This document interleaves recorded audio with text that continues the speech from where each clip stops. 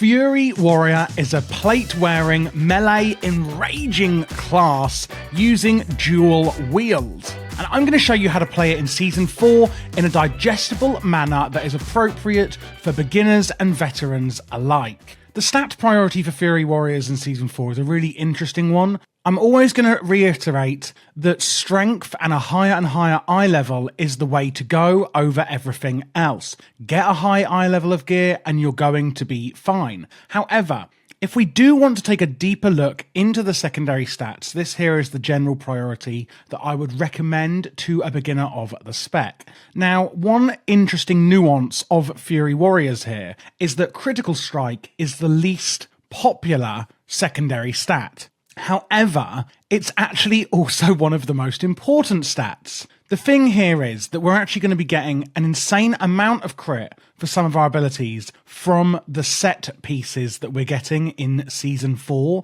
and therefore getting crit on your actual gear itself is technically less important than it otherwise would have been. But as I said, just go for a higher and higher eye level and you'll be absolutely fine. If we look at the talent trees, I've got one here on the left, which is for single target and raiding. And this one on the right-hand side, which is slightly different, is the Mythic Plus and AoE or multi-target build. The rotation is going to be pretty much the same, with only a few slight changes, which I'll be showing you later in this video. And there is, of course, import strings in the description, so you can put these straight into your game and hit the ground running. Before we do that though, I want to show you the really important cooldowns and some of the cool utilities we have in our warrior toolbox. Rallying Cry on the top left here is a utility party-wide defensive, I would call it, and it's going to temporarily increase your party's health, therefore giving them added survivability for a short period of time. We've also got Frenzied Regeneration on the top row here, reducing the damage we take, and also one of our abilities called Bloodthirst is going to actually restore some additional health for us. On the bottom, we've got 3 offensive abilities, and I will be talking about these more in the rotation. Spear of Bastion. It's going to deal damage to our enemies and also root them in place at that location, working as a cooldown and also a utility wrapped into one. We've got Avatar, where you're basically going to transform into a stone colossus, doing 20% more damage for a short duration. And lastly, Recklessness. Increased Rage, that is our main resource as a warrior. We're going to get increased Rage regeneration and also some Critical Strike as well. Then looking at the utilities, we've got Battle Shout, increasing our party and raids attack power for an hour. Hamstring, this is a slow we can use to basically hinder our enemies, slowing them by 50%. Pummel is our interrupt, otherwise known as a kick. This is the ability we're going to use to interrupt the enemy's spellcasting. If you are a beginner to WoW, interrupting your enemy's spellcasting is actually a really high priority thing you do need to be doing. We have quite a short cooldown for ours as warriors. Pummel is the one that we have for this. We then have Heroic Leap, where you can leap to a different location, slamming down and doing some damage. But it's a really great mobility ability that we can get from A to B in a really quick manner when we need to in those chaotic fights. And Impending Victory is the last one I want to talk about here. This is going to do some damage, but the main reason I've got it on this list is it's going to heal us for 30% of our health. And now that we've got all of that out of the way, let's see how it all comes together into the rotation. You'll notice here that my UI, or my user interface, could look potentially very different to yours. I have custom built this using a few different add-ons, and if you would like to install it yourself, you can actually get this through my Patreon. That is, of course, for supporters of the channel. That is down below in the description. Now, I will say I only do this as a part-time in my evenings. I do actually have a 9 to 5. So anyone that is considering joining for Patreon, it is really, really appreciated as well. And you do get some great benefits like the UI. I can help you install it, etc. And there's also some other great resources I have on there, especially for beginners. Another thing on the UI is this here. This is another add-on called Weak Aura. The specific Weak Aura we're looking at here is by a guy named Luxfos, and he does fantastic UI add-ons for different classes. This is the warrior one. You can see here it's got a 0. That is our rage. Again, you can see that building up. That's our main resource, like I spoke about. And then it's got all of our buffs and our cooldowns all in just one central location on the screen. And this is why I always advocate for these weak auras. And again, you can get that in the description if you'd like it. If you don't know how to use any of these things, just join our Discord and we can help you figure it out.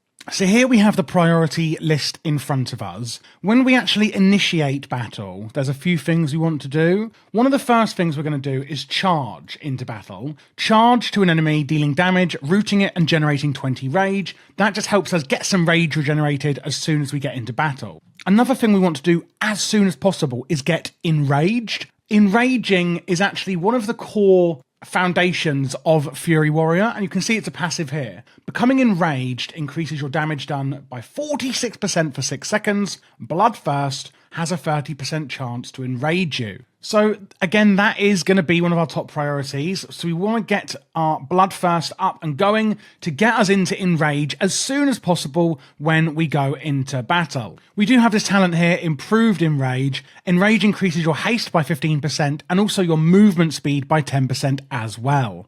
While enraged, your auto attacks can no longer miss. That's due to the Focus in Chaos talent here as well. So it is a really, really important passive that we have. So when we are now in battle and enraged, the first thing we want to do is use our avatar. It's a 1.5 minute cooldown, transforming us into a Colossus, causing us to deal 20% increased damage and removing any roots and snares. And this is again going to generate 20 rage. Assuming we're already enraged, we can skip Bloodlust for now, although we are going to be using it a lot anyway, but we're using it predominantly here to get enraged at the start of battle and get that passive ability up. Then we're going to use our Recklessness and Ravager. So these are both on a 1.5 minute cooldown, meaning you can use them together because they are going to share the same length of cooldown. Recklessness, going berserk, increasing rage regeneration by 100% and granting our abilities 20% increased critical strike chance for 12 seconds. Again, therefore increasing our crit chance. And Ravager is going to throw a whirling weapon at the target location, chasing enemies, inflicting damage, and generating rage as well. While we are enraged, which we should be as much as possible by using our Bloodthirst, we can use the Champion Spear, and you can see you can actually place that again. It's really cool like this, chaining them in place here. That's on another cooldown, throwing the spear, dealing damage instantly, and dealing additional damage over 6 seconds. And what you're going to notice probably by this point is that we're basically maxed out on rage. So how are we actually going to spend that rage? Well, that is going to be with Rampage. This costs 80 rage, and this is our main rage spender. As you can see, a lot of our abilities are going to generate rage. This is our main spender of that rage. Enrages you. So by the way, Rampage will also enrage you and keep you enraged once you already are. Enrages you and unleashes a series of 4 brutal strikes for a total of X amount of damage. And again, that costs 80 rage. One thing I should have mentioned earlier on this weak aura, by the way, if you notice that the enrage buff isn't showing up on this weak aura, that is actually what the second bar is down here. If I use Rampage, you can see then this countdown on the bottom, this is your enrage buff, so you can see how long you've got left on your enrage. So if we get into it from Bloodthirst, you can then see it's about to fall off, and we can use our Rampage to keep that enrage up. And that is how I would advise to do it. Using Bloodthirst at the start of the fight to try and get into an enrage, using your cooldowns, and then using Rampage to keep up your enrage and spend rage. So remember, there's rage, that's our regeneration, and enrage, which is the buff that we're getting. After all of that, we're going to keep using our Bloodthirst, especially when we have high stacks of crit on it. And that's going to be due to the set bonus. I'm going to talk about that after we go through the rotation. While we are enraged, the next thing we can do after we've used our Rampage and we can't use it anymore because we've not got any rage is Onslaught, brutally attack an enemy and become enraged again for 6 seconds, generating 30 rage. So again, this one is actually going to generate an enrage for us. Then we have Execute. TLDR, use this whenever you can. As you can see here by this talent, Execute is now usable on targets below 35% health, and its cooldown is reduced by 1.5 seconds. So this is literally when we're in the Execute phase of the fight. At this point in the priority list, you use this whenever possible, and that's going to be when the enemy is at a low amount of health. We then have Raging Blow. This generates some rage, has 2 charges, and is on quite a quick recharge. This is going to be the main filler of the rotation. Dealing a mighty blow with both weapons that deals a total of 16,000 damage. Raging blow has a 20% chance to instantly reset its cooldown. Remember, we are using dual wielding here, and you can use two-handers as well as Fury. Please be aware of that. If you're out of Raging Blow charges, then you can use your Bloodthirst, basically if you've got nothing else to press, and if there's multiple enemies around, you can use Whirlwind. Unleashing a Whirlwind of Steel, striking all nearby enemies, deals reduced damage beyond 5 targets. So let's just put that all together and see how, again, we're going to do the entire rotation. So we're going to charge into battle using our Bloodthirst to try and enrage us at the start. If you already have enough rage, you can use your rampage to get you into that enrage as well. We're going to use our avatar, and then we're going to use our recklessness and ravager cooldowns, as well as our champion spear cooldown. Again, remember, keeping enrage up and using rampage to spend all of our rage. We're going to be using our onslaught on cooldown. We're going to be using our execute when the enemy is below 35% health and whenever it's available. Using raging blow here, pretty much as we can as a filler spell. And then Bloodthirst if there's nothing else to press, or if it's an AoE, we can use Whirlwind if there's nothing else to press. And that's pretty much it for the main rotation. It really is quite simple for Fury Warrior. It's definitely the simplest and most beginner friendly, and it's actually a very fast spec, and it is very, very fun as well. So it's quite easy to play, it's very fast paced, and it's really beginner friendly. So again, using our cooldowns, staying enraged as much as we can, either by using Bloodthirst, guaranteed with Rampage, guaranteed with Onslaught, using our Raging Blow as a filler, and then nothing else, then we're going to use Bloodthirst or Whirlwind as well. One thing to note is the anger management talent here. Every 20 rage we spend is going to reduce the remaining cooldown on Recklessness and Ravager by a second. That's these two here that we're using together, remember? And that is called anger management. And your Rampage and Onslaught have a 20% chance to actually grant Recklessness for 4 seconds as well. That's going to happen passively. You don't need to worry about it, but just be aware that it is happening. Regarding using Raging Blow as well, that's that one. As the filler, it also has an effect on your Rampage, which is your main rage spender here. Raging Blow causes every strike of your next Rampage to deal an additional 20% damage, stacking up to 5 times. Again, so we're spamming that Raging Blow and then using Rampage to spend the rage, and it's be doing increased damage with those stacks. Annihilator causes every strike of your next Rampage to do an additional 2% damage, stacking up to 5 times. So when we are using Raging Blow here, you can see we're getting stacks of it stacking up on my UI, and then when we use our Rampage, we're going to be using up that buff. And one last thing to mention on Rampage is the Frenzy buff here. Rampage increases your haste by 2% for 12 seconds, stacking up to 4 times, and it will actually reset if you then Rampage onto a different target. So in single target, that's not really going to be happening, of course. Looking at the tier set that we're getting in Season 4, for the 2 set, your Rampage damage and critical strike is going to be increased by 12%, and that's just really simply what it does. The 4 set is where it gets really interesting. So Rampage, again, this spell here, our Rage Spender, is going to cause our next Bloodthirst, which is this one, to have a 12% increased critical strike chance, deal 30% increased damage, and generate 2 additional rage. Now, while that sounds really great, the really important thing is that this can stack up to 10 times. Meaning once we've used quite a few Rampages, we're going to have a near guaranteed critical strike and a huge amount of extra damage on our Bloodthirst. And when you have really high stacks of that from the 4 set bonus,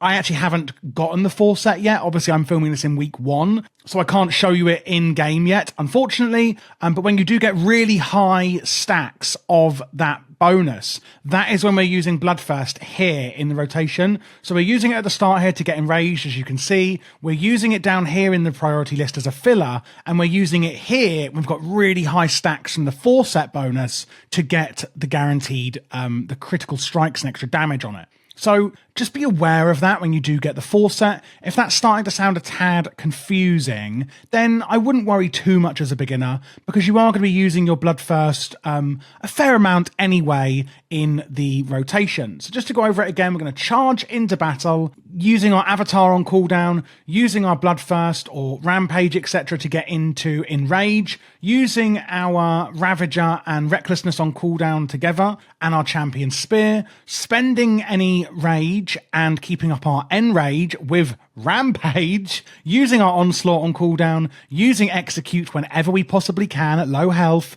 using our Raging Blow to get these stacks up to increase the power of our Enrage, and also just using Raging Blow as our kind of filler spell. And then if we haven't got any stacks or charges left on Raging Blow, we're going to use our Bloodthirst or our Whirlwind. One other thing to mention is down here, our stances. You've got your Berserker stance. You're going to be pretty much staying this in all times, unless you need to go into defensive stance to try and take less damage. Berserker stance is an aggressive out of combat? It's an aggressive combat stance that increases the damage of your auto attacks and reduces the duration of fear, sap, and incapacitate on you by 10%.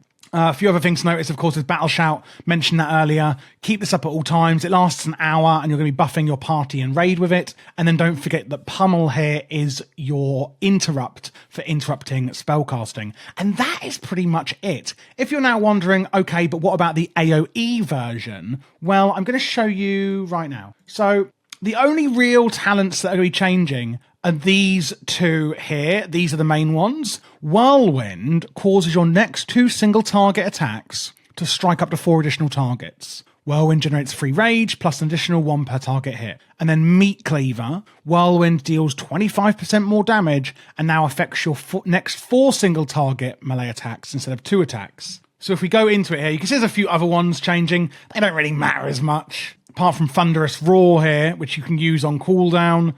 You're going to lose your Champion Spear and gain that one. Roar explosively, dealing damage to enemies within 12 yards, so all of them, and causing them all to bleed. This will do a big AoE effect on all enemies. Use that on cooldown in AoE. And then, yes, so basically, the only real other change here is the ones we've just spoken about with Whirlwind. And the only change we're actually going to make to the rotation is use Whirlwind, and it lasts 18 seconds. Use Whirlwind between every 4 single target attacks. Because remember, with those talents, when you use Whirlwind, your next 4 single target attacks are actually going to do area of effect damage and cleave, and that means they're going to actually hit multiple targets. So use Whirlwind, then use your next 4 single target attacks, then use Whirlwind. And that's just going to mean that your entire single target rotation is actually cleaving all enemies. Pair that with using on cooldown your Thunderous Roar, and that's it. That's all we're going to change for the AoE rotation.